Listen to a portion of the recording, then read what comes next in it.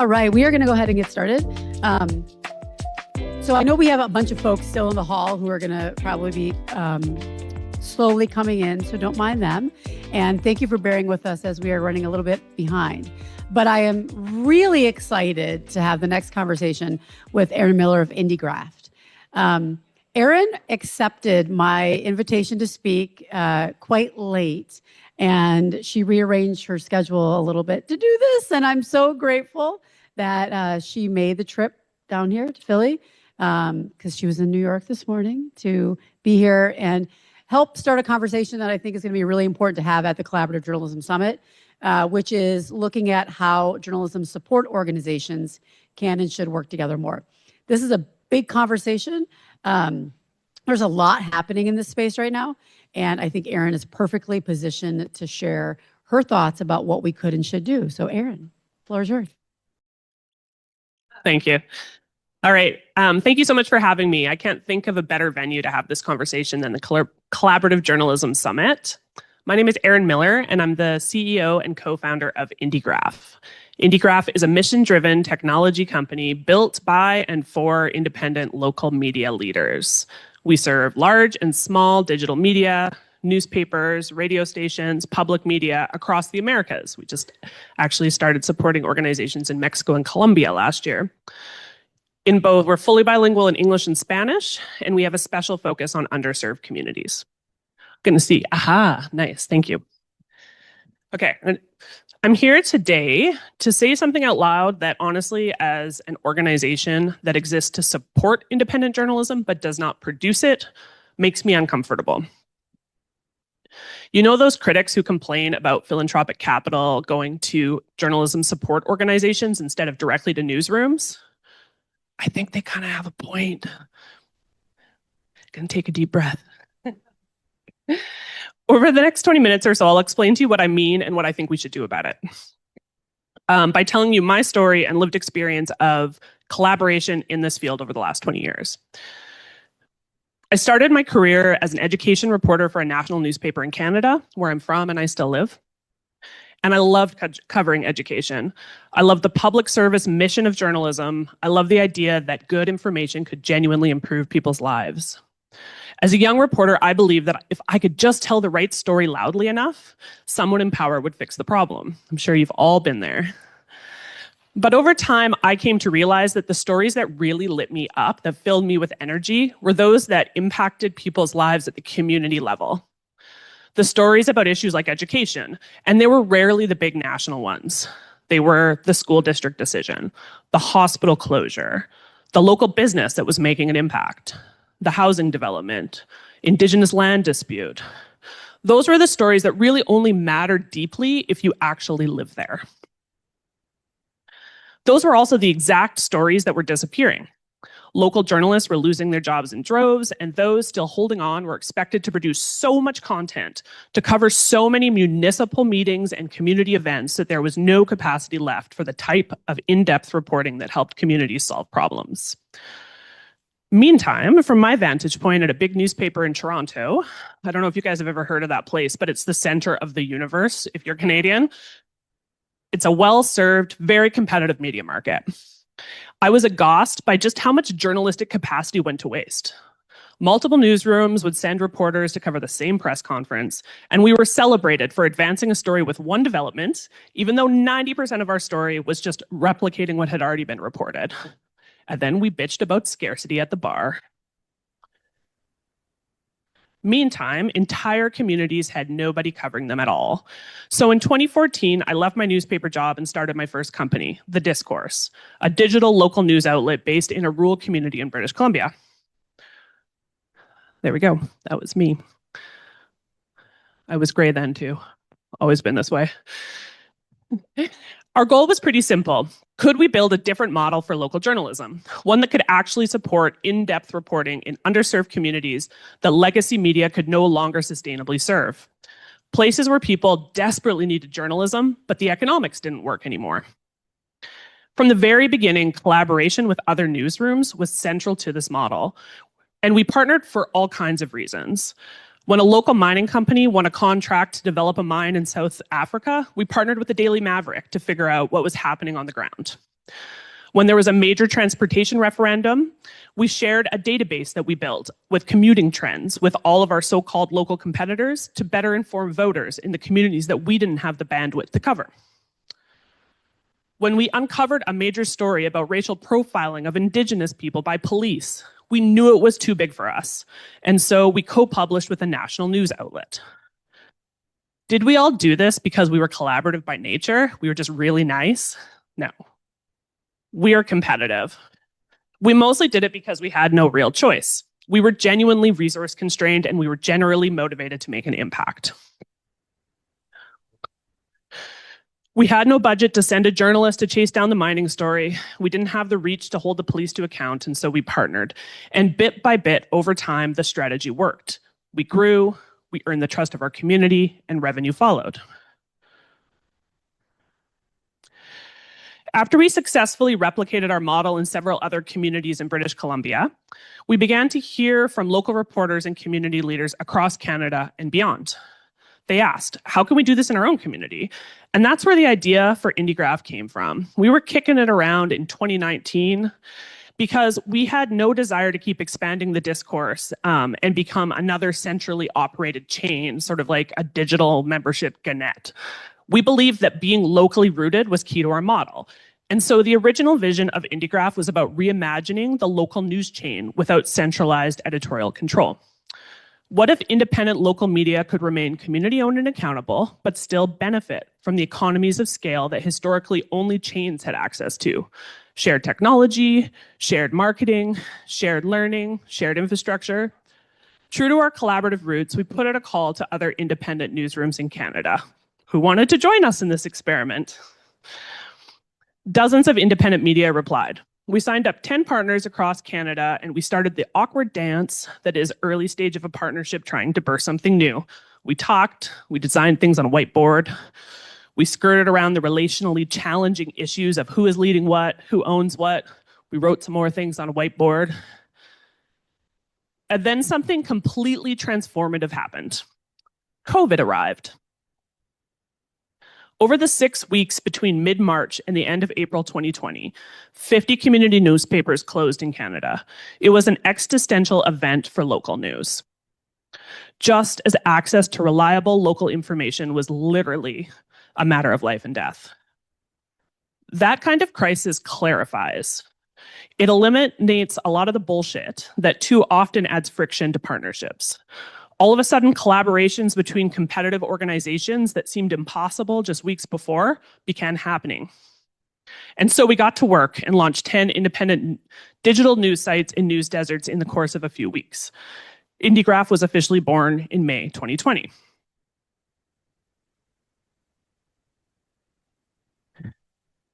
That's my co-founder, Caitlin, who's also my sister. She's cool. I like her. COVID wasn't the only event that put wind in Indiegraf sails. It turned out that we were just in the right spot to catch an incredible wave. Independent local news media saw this incredible expansion between 2020 and 2025. So many people in this room have been part of this.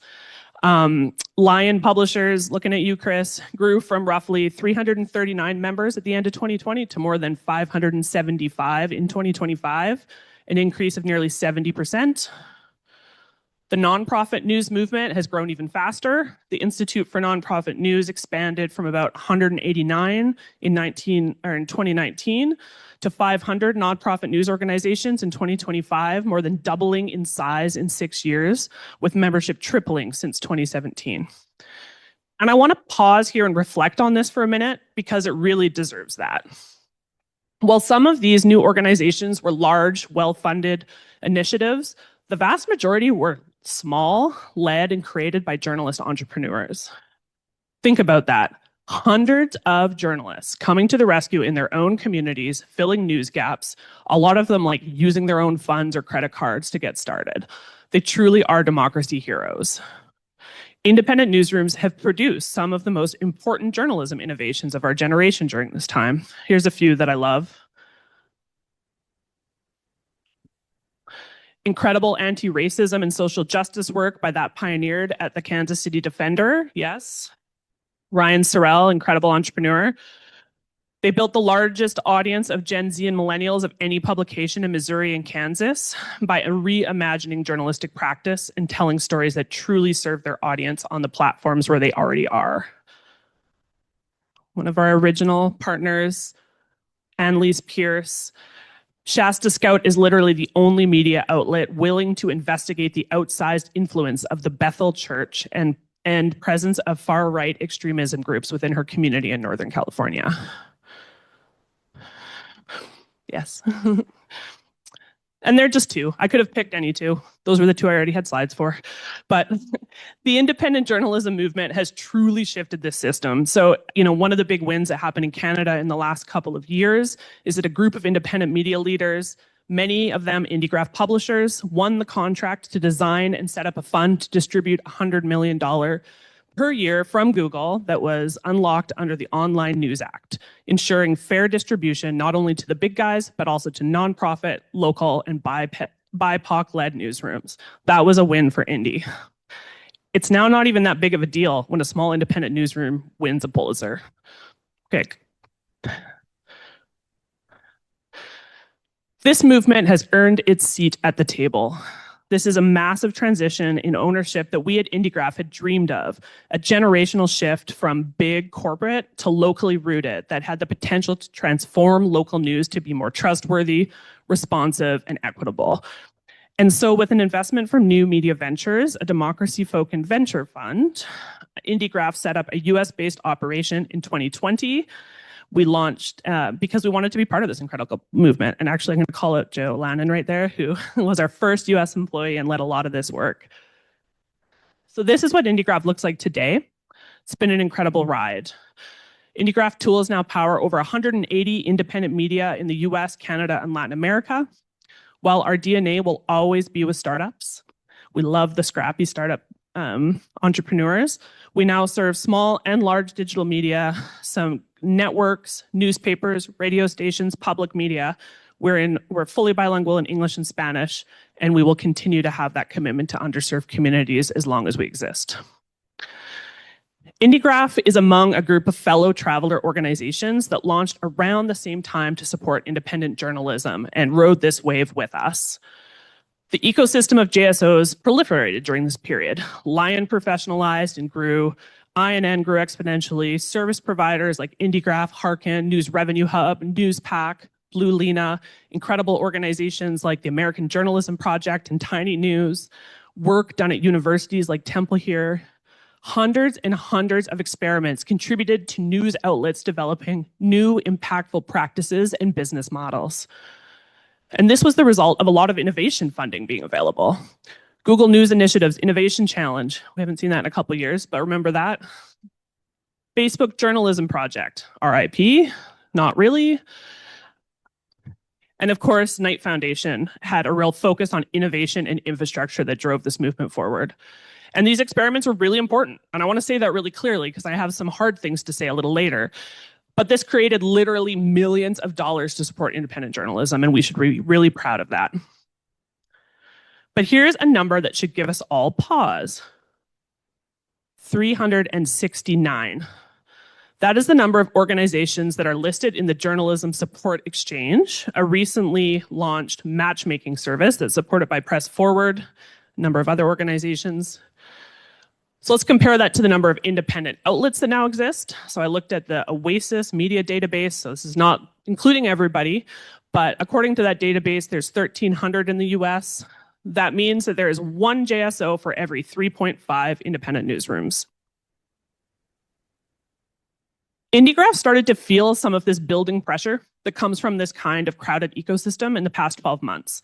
At first, it showed up in slower growth.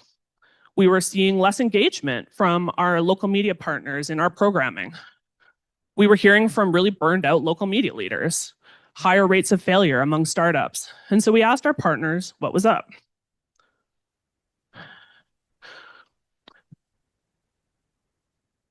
To the local media leaders who gave us some tough love, we hear you.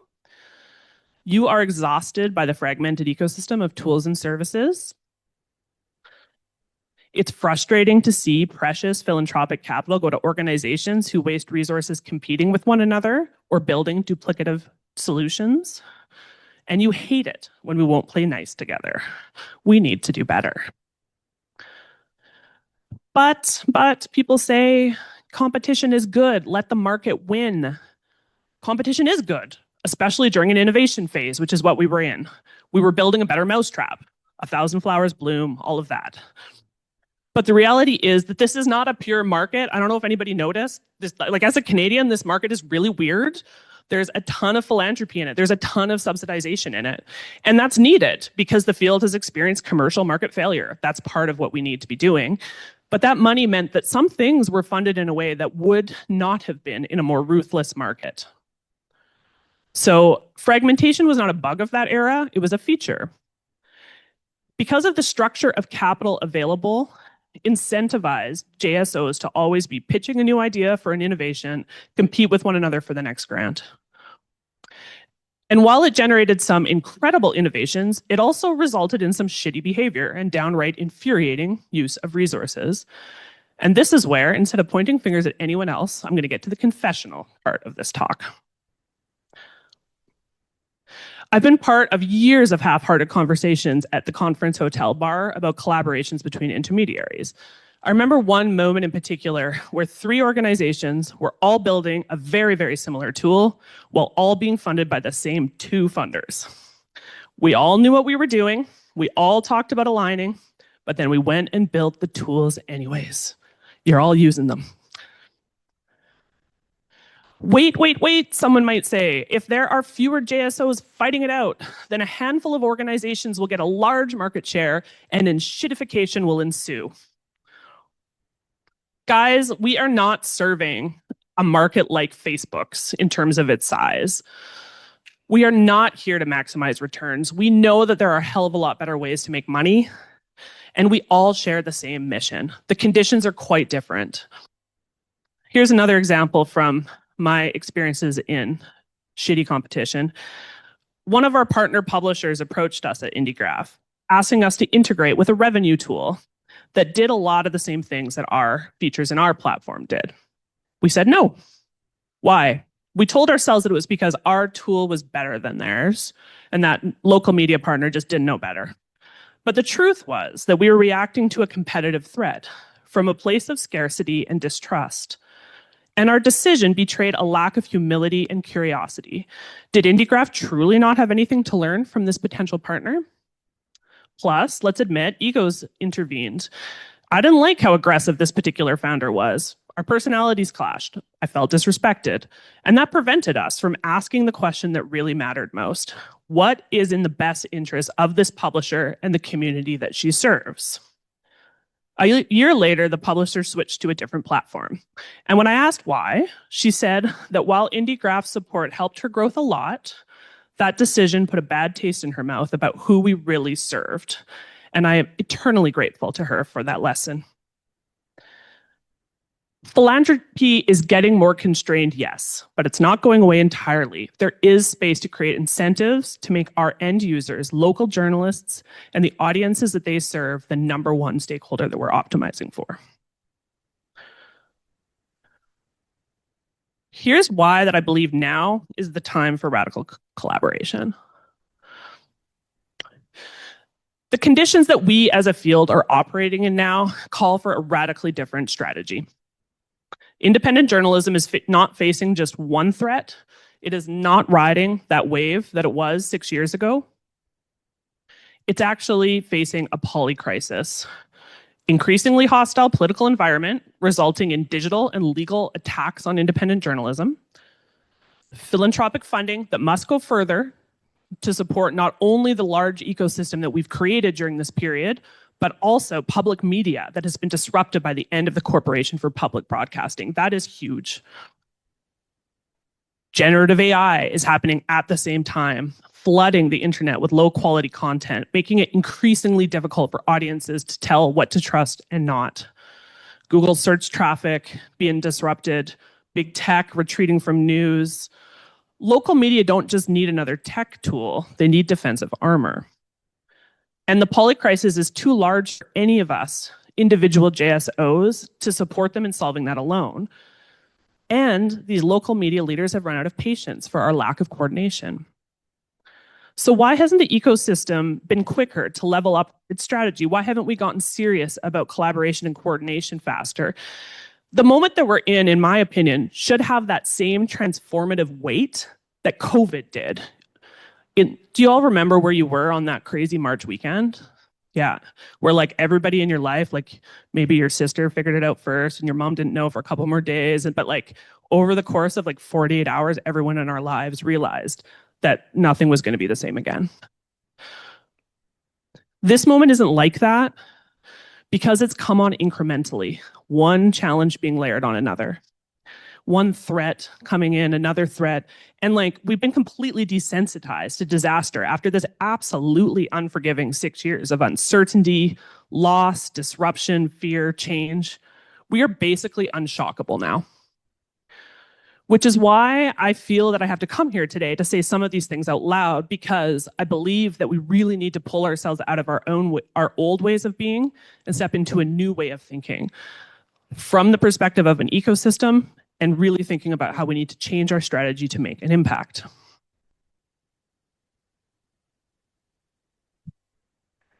As I've had conversations with leaders across the field over the past few months, I've come to a conclusion that consolidation of this field, what Richard Toffel aptly called rationalization among intermediaries, if you don't like us as much, is now inevitable.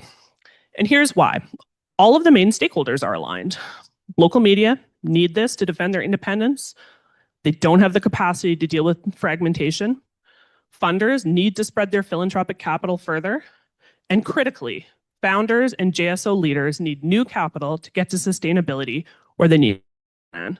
We have a lot of subscale organizations that aren't at independent sustainability. A side conversation at an event in LA with Jen Brandel, the founder of Harken, made that third piece really concrete for me. I'm sure many of you know her work. She is an incredible entrepreneur, and she has been carrying so much for so long. She recently, well, I guess it's not that recent now, last fall, entered a Stanford fellowship and was ready for the next thing and was thinking about a future home for Harken. I have so much empathy for founders, and founder runway is definitely a thing that we don't talk about enough in this industry. Jen has given this field over a decade of sweat and tears through her entrepreneurship via Harken at times when really tough things were happening in her personal life, and she deserved to have that space to recharge and think deeply about her next move. Plus, we, the field, need Jen's big brain and big heart to come up with its next thing. She is the kind of innovator that will help us think forward. She can think about the future. So the idea that Indiegraf could be a home for ventures like Harken to scale their impact and set brilliant founders free to build their next thing, that was super exciting to me. And then I flew home and got sucked into the next fire to put out and didn't call her back.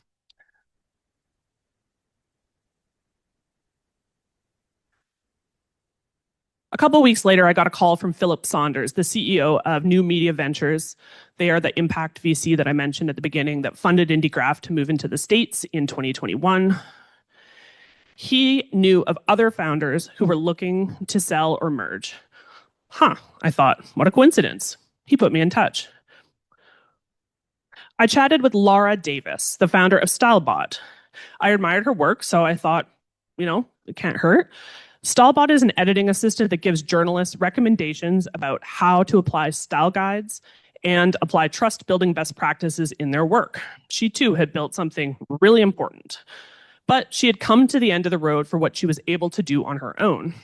She was ready to dig into how AI can transform the field on her own terms, but she needed a path forward for StyleBot, and she was stuck. I brought these opportunities to my board, and they said, wait a second, we're not just going to buy things because, you've got some friends who are doing cool shit. Go out and find out if this is just a coincidence or if there's a larger trend at play.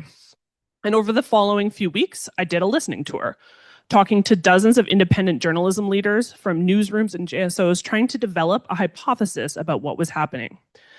What I've learned is that there is a willingness, but there are a lot of barriers.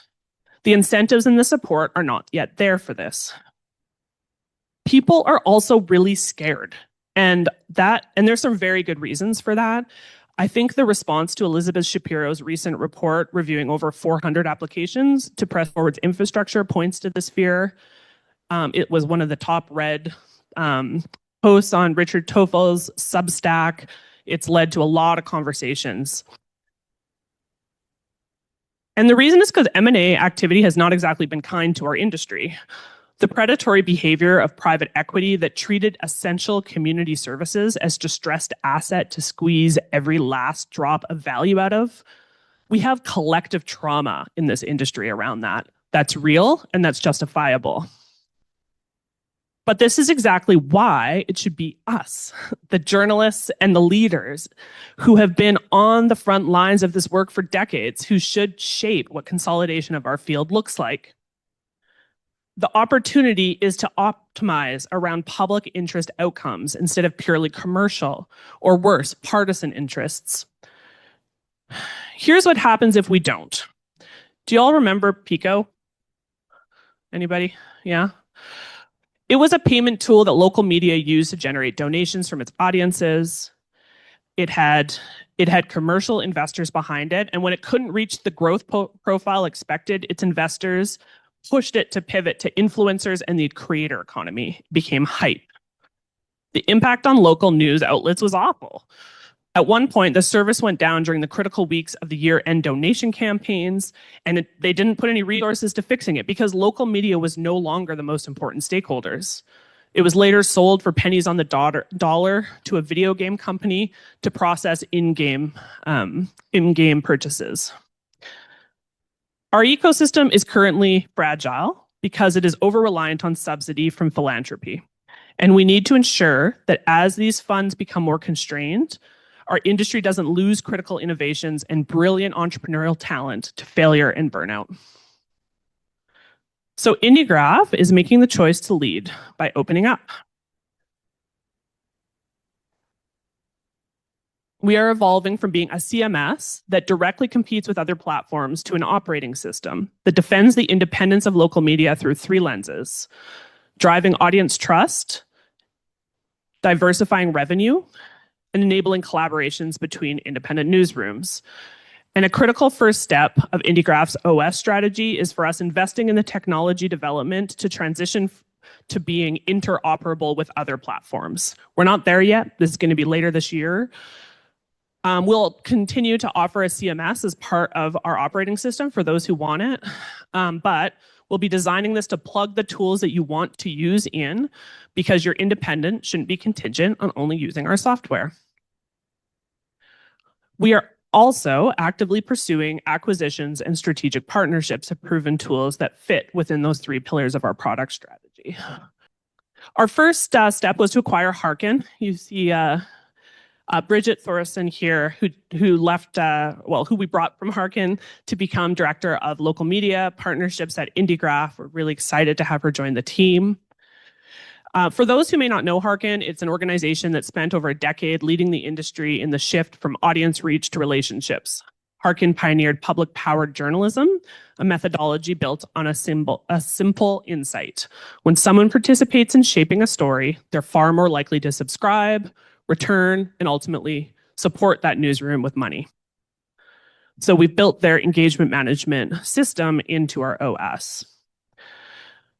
Through this partnership, we're also serving a group of the most innovative public media stations in the field and making Harken available to all of the local media in our network for free for the first 12 months, and then it will ultimately be cheaper than what they were able to do as an independent company. There we go. There's Laura Davis. In March, we acquired StyleBot, and we welcome Laura to our team as entrepreneur in residence of AI. We know that maintaining the rigorous editorial standards that signal authority is more critical than ever in this world of AI slop. And so acquiring StyleBot is part of our strategy to fortify our partners against AI disruption.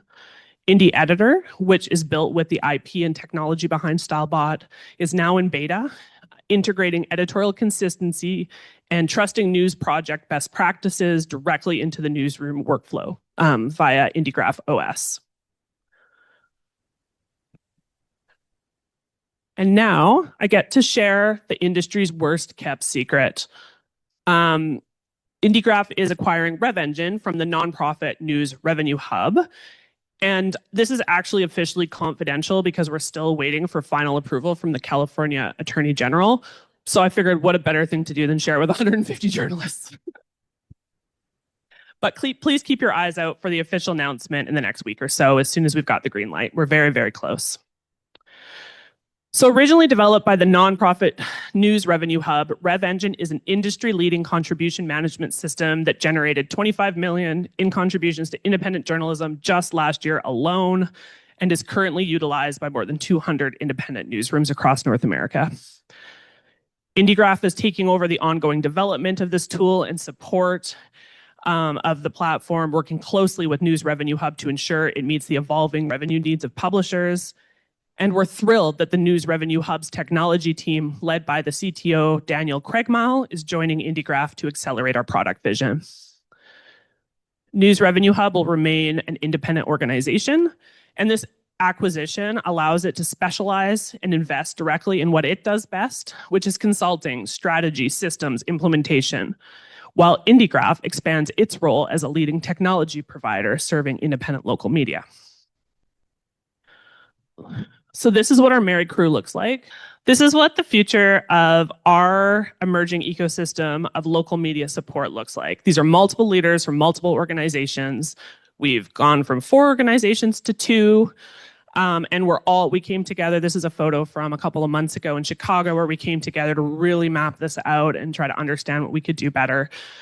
As part of our strategic partnership with News Revenue Hub, Indiegraf is intentionally moving away from providing the kind of growth services that we have over time, and instead working closely with them to develop really great, impactful services that help our publishers use our technology tools. News Revenue Hub will also be working to use Harken and Stylebot to support publishers in earning their audience's trust and diversify their revenue. So this whole partnership allows us to reallocate resources at Indiegraf from services towards developing great technology, and a News Revenue Hub from technology to helping develop the best services. But it also meant letting go of some funding and some control. We made money from that. So there was some very hard conversations that had to happen as a result. So the bottom line is, Indiegraf and the Hub used to be competitors, and we're now strategic partners, pooling our expertise and our resources to provide the best tools that we can to serve the industry. I will also add that while both organizations have enjoyed strong support from the philanthropic community, we did not raise any external funding to support this. We were able to do it together by coming up with a partnership agreement that really worked for both organizations.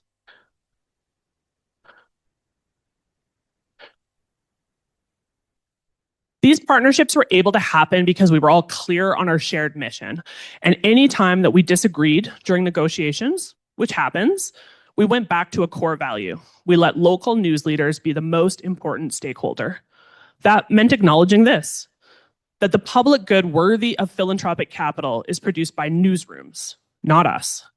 The only defensible case for grant dollars going to tech and business services like ours must be built on measurable ROI for newsrooms. Money made or money saved, that's all. And because every grant dollar that goes to intermediaries is one less dollar that can go directly to journalism, it's on us to show how $1 invested generates more than $1 to fund journalists. This led us to make some tough decisions. We decided to combine our customer support teams, and that meant letting some folks go. That was hard. We decided to stop providing some duplicative services. We're working on that now, but that'll mean letting some revenue go. But I'm extremely proud of the work that this group has done with these collaborations over the last 6 months, and we're just getting started. So we truly hope that sharing what we've learned and being vulnerable about what was hard will contribute to others. So I'll end by sharing just a few five lessons that I think are essential for anyone that's ready to jump into the opportunity to collaborate radically. 1, get serious about your ROI. What do you do better? What is your best calling as an organization or as an individual journalist? And what would be possible if you stopped doing all the other stuff? 2, stop treating each other as threats. What would happen if we realized that we're all in the same mission and that we could trust each other's good intentions? That trust is infrastructure. At some point, we had to just, like, trust isn't something that just like kind of grows or like comes and hits you on the side of the head. It's actually a decision. You can make a decision to come to some shared values and stick to it with integrity, and then trust that your partner is going to do that. And it takes a leap of faith. Move to ecosystem thinking. This is very hard, but can we actually stop only thinking about what's best for our organizations and think about what's best for the whole ecosystem? Because collaboration is resilience. We are facing so many threats as a field that we need to collaborate so that we can adapt and we can be resilient for the long run. The rationalization is coming, whether we choose to participate in it or not. The question is whether journalism support organizations will participate in the moment defensively, protecting turf and duplicating effort until scarcity forces collapse, or whether we will approach it with enough courage and humility to build shared infrastructure in the public interest. To end, I want to provide an invitation. So before you leave this room, I would love you to think about one organization, or for the individual journalist, one other journalist maybe, that you think of as competitive or adjacent or incompatible. What would become possible if you stopped trying to outlast each other and started trying to build together?